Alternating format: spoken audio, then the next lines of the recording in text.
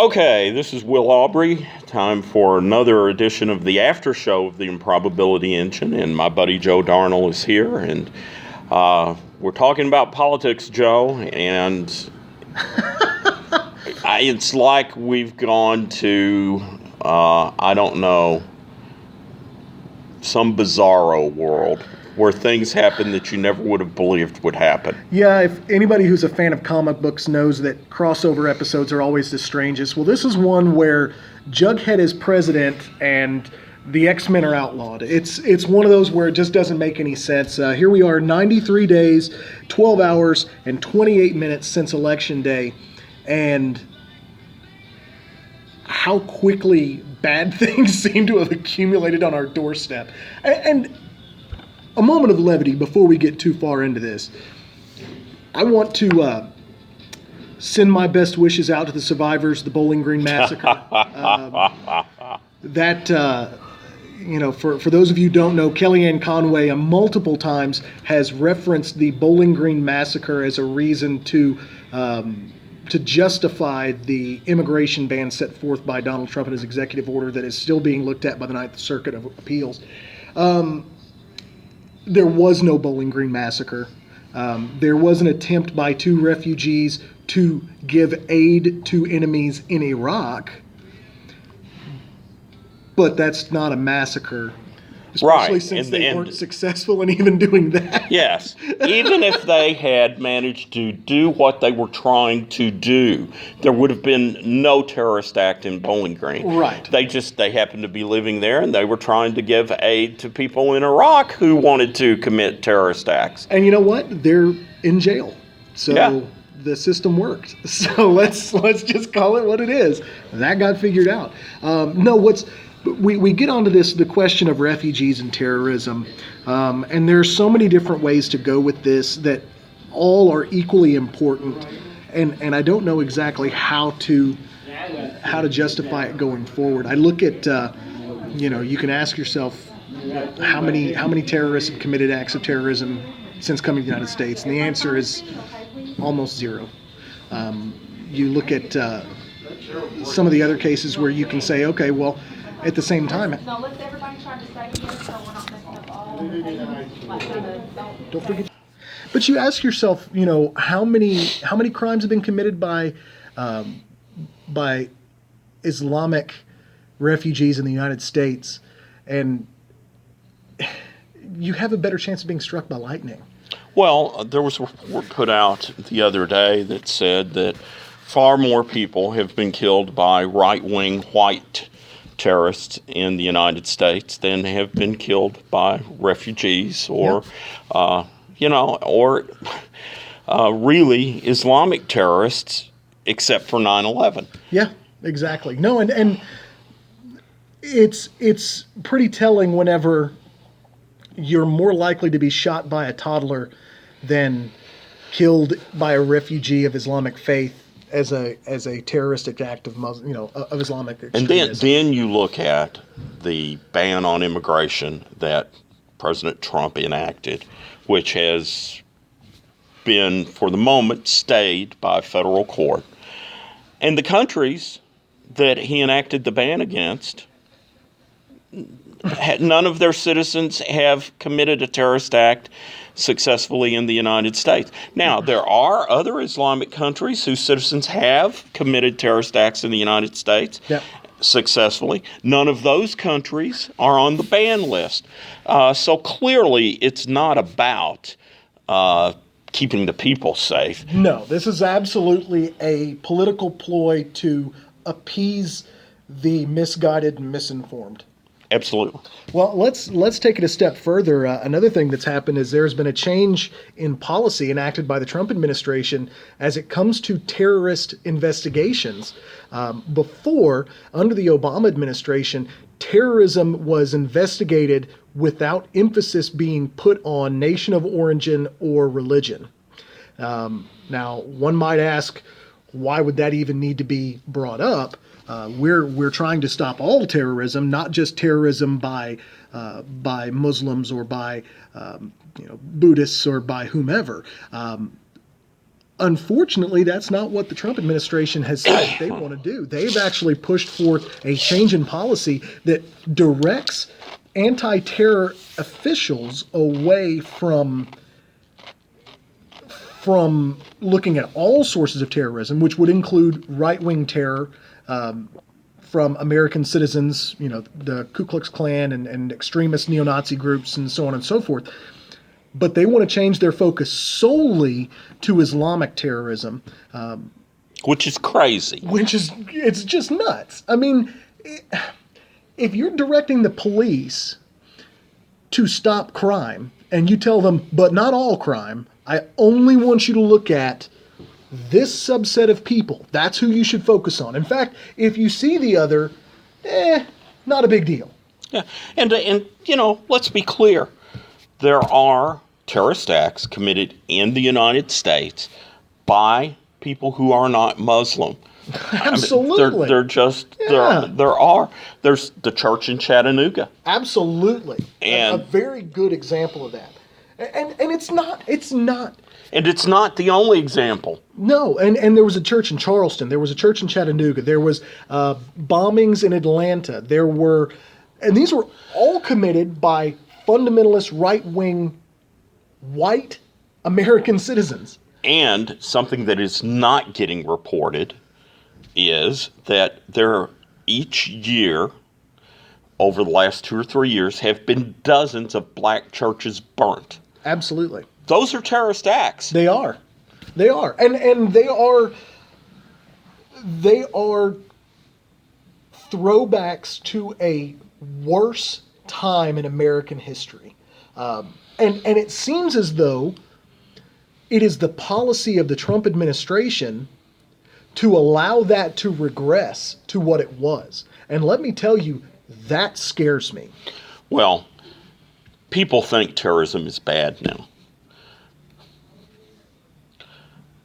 Back in the 70s, that's when terrorism was actually really and truly bad. There were over 1,000 terrorist bombings a year in the 70s. Yeah. Okay? Groups like the Weather Underground and various other groups. And it wasn't Islamic terrorists for the most part. No, it wasn't. In some of those just cases, think it was left-wing what terrorism, what it would be like today if there were 3 bombings a day in the United States, because that's what you were dealing with in the early 70s. And then there were the hijackings and all of that on top of it. We don't have anything like what we went through in the 70s, and we got through the 70s and survived without taking draconian measures. Right, and what you're seeing now is I find it humorous that a catchphrase for a point of derision, a name that the right wing calls people on the left is snowflake. Oh, you're so delicate, you're a snowflake. You can't handle these things because you're just you're a soft little snowflake, which I find hilarious considering they're the same people who can't go to McDonald's without carrying a gun. The big thing is that they've created a mass market of fear that is completely unfounded. And the things they should be afraid of, the things that are real and documented and statistically proven, they wish to ignore and say that they're not problems. And speaking of guns, they want concealed carry to be permitted in schools. Now, they say they don't want the little children to have guns, that they just want the teachers to have guns. But guess what happens when a teacher has a gun? What's going to happen at some point is one of the kids is going to get the gun. It's just going to happen, I absolutely guarantee you. You can look no further than what's already happened. There have been numerous cases of guns being left in bathroom stalls, guns falling out of holsters and going off, professionals, well-trained experts in their field shoot themselves on accident. These things happen. It just happens. There's no two ways about it. It's going to happen. And if you increase the number of guns in schools, you will increase the number of accidental shootings. You will increase the number of guns picked up and because they were left in a bathroom stall. And you know what'll happen when that occurs? They'll argue we need more guns. You know what? The inherent illogic can be drawn to a very crisp head whenever you take this reducto ad absurdum. Okay, if you take this to a logical conclusion that more guns equals more safety, which is their inherent point whenever they bring something like this up. If there are more guns, people are more safe. Why don't we build more schools on the DMZ in Korea? That'd be the safest place in the world. They've got nuclear weapons watching them. They've got people with guns standing over them the entire time. And the answer is, it's not sane to think that because it doesn't make sense. It doesn't make sense. It's like if one kid is throwing rocks on the playground saying that the solution is to give all the kids rocks. Everybody needs rocks. And you know what? Not just small rocks. Give everybody larger rocks. That'll stop it. It's inherently illogical to draw an inference like that from the data that we have. And what's more, these are the same people who actively fight against the gathering of more data. If they were really, truly believed that they were correct, that more guns equal more safety, why would they hold up the study of guns in America? They don't allow the CDC to make any kind of look at it. They can't look at it and figure it out. They've blocked any kind of studies being done by law enforcement about guns and gun safety and crime and its relationship to gun ownership. They don't care. They want you to buy guns. Yes, and let's be clear. These people aren't devoted to the Second Amendment. No. They're not patriots. The people behind this, it's about money. It's about selling guns and making money. It is. And what's funny is it goes away from the very nature of what the Second Amendment was. I personally own guns. I keep guns in my house. I am that person. But I'm here to tell you the idea that we should issue guns to everybody who's an adult in a school system is ridiculous. I go through a strict regimen in my house to ensure that my guns are safe, that they're not going to fall in the hands of my children, that they are not posing a danger to anybody but who we wish for them to pose dangers to, and you can't ensure that in a school system. Now, something that's more alarming than Donald Trump, oh geez, more alarming than any of his appointees or any of the lies that he's told. Is there an asteroid coming to Earth that nobody's told me about? 28 states have passed resolutions calling for a constitutional convention. Only 6 more are required. Kentucky is about to become one of the 6 that will pass a resolution calling for a constitutional convention. Now, guess who the people behind this are? Republican conservatives. The people who, most of the time when they're talk about the Constitution like it were the Bible. Right. It has to be revered. We should stick by the Constitution. But there are the people who want to rewrite it. The duplicity is just mind-boggling. And what they might write into the Constitution, if they get a constitutional convention where they can rewrite it, that's scary stuff. It really is. And what's even worse about this is that when I was a kid in school, we used to talk about the American Revolution, as every kid does. They learn about the American Revolution. We learned, of the Minutemen, and we learned of great patriots and sacrifice, and Valley Forge, and how that kind of worked out, and how we developed as a country. It wasn't until high school that I got to learn how many people actually participated in the American Revolution. And it's less than 10%. Less than 10% of a very small population actively participated in the American Revolution. And what it goes to show you is that a small group of people showing up can have a major effect on a lot of things.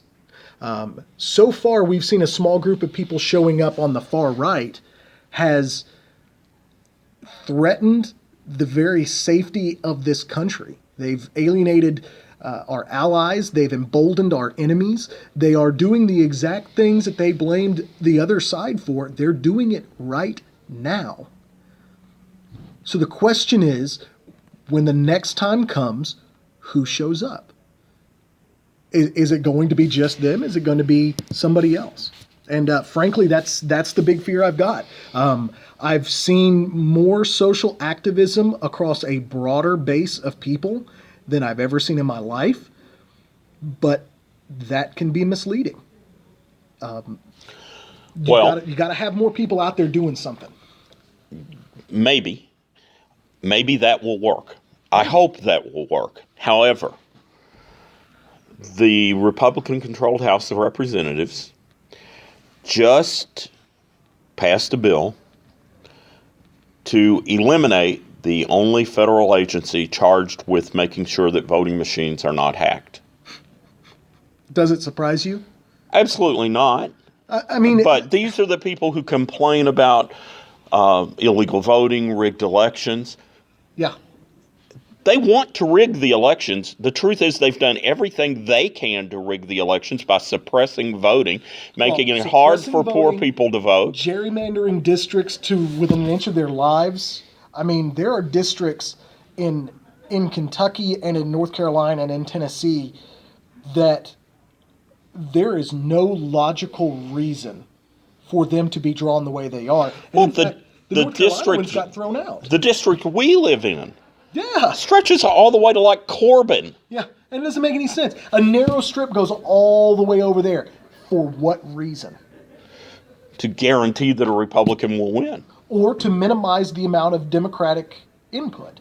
I mean, let's think about it like this. If we were to hold an open election for representatives that had no basis on district, but the top, I don't know how many representatives Kentucky has, 4, 5, 6? I think Kentucky has 8 electoral votes, so that would be 6. Okay, so the top 6 vote getters, right? Right. Get to represent Kentucky in Congress. If that were to happen, how many of those do you think would be Democrats? Probably 4. 4.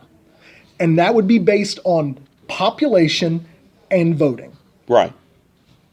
Very simple, straightforward, not even crazy. That's not even crazy. How many currently are representing Kentucky? 2. 2. Now, in addition to gerrymandering, they do everything they can to suppress the vote. And everybody focuses on the photo IDs, okay? And I understand that. There's no good reason for it, but we'll let that go because that's been talked about a lot. The other thing they do is dramatically reduce the number of polling places in poor neighborhoods so that poor people have to stand in long lines and wait hours to vote. And, their hope is that they won't vote. Sorry, it's 1. There's 1 representative who's a Democrat. 1. 1. John Yarman. No, you're absolutely right. Now, here's my issue with photo IDs. I have one major gripe with having to have a photo ID to vote. I'm almost never asked for one, by the way, but go on. Nor I. But the one gripe I have is that it costs money. Yes. It costs money. It's a poll tax. It is a poll tax. If you have to have a $20 or more, because there's talk of that number going up, a $20 payment to get a photo ID in order to vote, you have just said it costs $20 for you to vote. That's unconstitutional. It has been declared such, and there's an amendment that says poll taxes are illegal. And people will say, well, everybody has a driver's license, but I don't. Right. My eyesight is such that I've never been able to drive. There you go. And I don't have a driver's license. And for most of my adult life, I have not had a photo ID because there was no reason for me to have a photo ID. Why would I have one? You're not a drinker. No. You're not a driver. That's I'm not the a only drinker. I'm not a driver. There was no reason There's for no me to reason have one. I got one eventually because I was going to fly to Las Vegas and I You needed needed a a photo photo ID. ID to fly. Of course, now Kentucky IDs can't don't use it work for for that. No, this is the problem that we've got. Now, if the governor were to say, okay, we will demand photo IDs of everybody who wishes to vote. And then he'll say, and in order to make sure that we're not taking anybody who is legally allowed to vote away, we're going to have multiple times all over the place, not just at the DMV Monday through Friday, non-state holidays, but we're going to have outreach programs to get everybody who needs one a photo ID. Oh, and then they're not going to cost anything. I have no qualms about it. I'm perfectly But fine they with don't it. do But they that. don't do that. And in fact, in And- some states, in Alabama, they've shut down places to get photo IDs where there's only 2 for the state. The whole state, there are 2 offices to get a photo ID, and it's required to vote. You cannot tell me that that is not an attempt to suppress voting. It's absolutely an attempt to suppress voting, and I don't know, man. It makes me scared for our republic. Well, what it's going to be is when Republicans talk about the good old days, they're not talking about the 1950s and mom and apple pie. They're not talking about that. They're talking about the 1790s, the 18 teens, where landed white men were the only ones who voted. That's their idea of a good old day. I've actually heard Republican commentators, oddly enough, one of them a woman, say that women shouldn't be allowed to vote. I've actually heard them say that.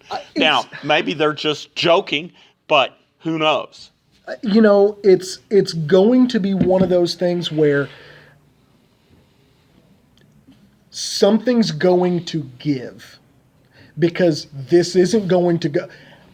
One of the big things I learned from Murray State University, my alma mater, the school that taught me as much as any school ever has, the one thing that I take from what they taught me is, for every revolution, there will be a counter revolution. And I'm not saying that it's going to be with guns and bullets or anything like that. What I call a revolution is whenever you see a push in one direction, the people in the United States generally push back to the other way as an And attempt to find the we've middle. seen wave elections produce that. Absolutely, yes. You know, we didn't really have a wave election this time, No.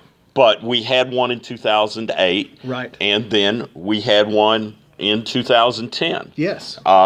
As a reaction to the Affordable Absolutely. Care Act, which Yep. was demagogued 6 ways from Sunday Yeah, and by the has Republicans not and been by revoked and at this and point. has not been revoked. And I told all of my Republican friends there was no way that Republicans were going to actually repeal the Affordable Care Act, and none of them believed me. They aren't going to repeal it. It's a giveaway to insurance companies.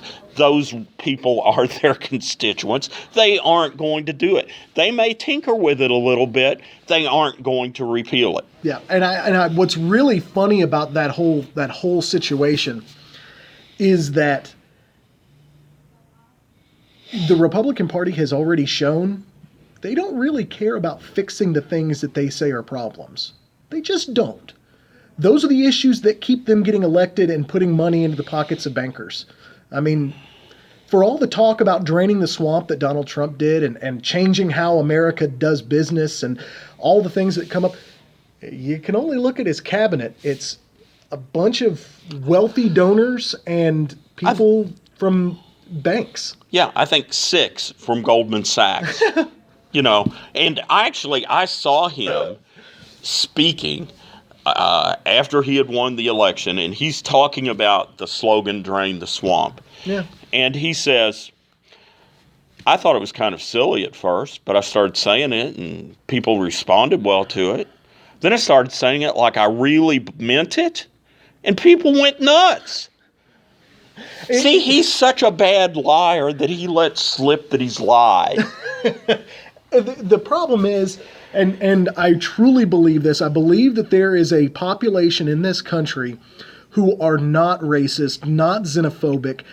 They're not, I believe that they're just not the things that this administration inherently is, but that voted for this administration. I don't know how big that wedge is, but there is a group of people, I truly believe, that are good, honest, hardworking people who just got conned. You just got conned. A confidence man came up, he told you what you wanted to hear, he took from you everything that he could, and now he's got what he's wanted. Now, I'm going to ask you this. Yeah. I know neither of us voted for Hillary Clinton. Right. Do you regret not doing it? No. I can do math. I don't regret it. Okay. It doesn't do anything. She won the popular vote. That was the only reason that I would have had to vote for Hillary Clinton. Because she wasn't going to win Kentucky. She was not going to win Kentucky. I agree. I made the determination that I thought that Hillary was even more dangerous than Donald Trump. I've come to think that maybe I was wrong about that. But there was no way I was going to vote for either one of them. So right. I don't regret it. No, I don't either. And honestly, if I lived in Michigan or Ohio, yeah, I'd regret it. I'd regret it every second of every day. And I every might day as well. As the next thing rolls out, that the next lie that is blatantly and provably false, every time his people lie. Do you think that there will come a time when the Republican Party will say, we got to get rid of this guy? They haven't yet. They didn't. Because no other Republican would be doing the things he's doing. No, and you look at it. You look no further than whenever he made fun of the physically handicapped reporter. That should have been the end of it. Whenever videotape or audio tape came out of him bragging about sexually assaulting a woman, that should have been the end of it. They didn't stop then. In fact, he got some really staunch support out of that. Whenever he pressured his wife to get an abortion, the anti-abortion groups didn't leave him. No, and it's disgusting. The most disgusting thing that I've seen is a picture of Donald Trump sitting in the Oval Office with a picture of Jesus photoshopped behind him, because he is the antithesis of everything that Christ stood for. You got anything else? No, well, not really. It's been a tough ride, but good news. Only 635 days until midterm elections, so let's keep the faith, and maybe we can kind of plug the gap that's here, that's letting all the water in, and maybe we can take the country in a direction that's better for everybody. I'm hopeful. Amen to that. That brings to a close this edition of the Improbability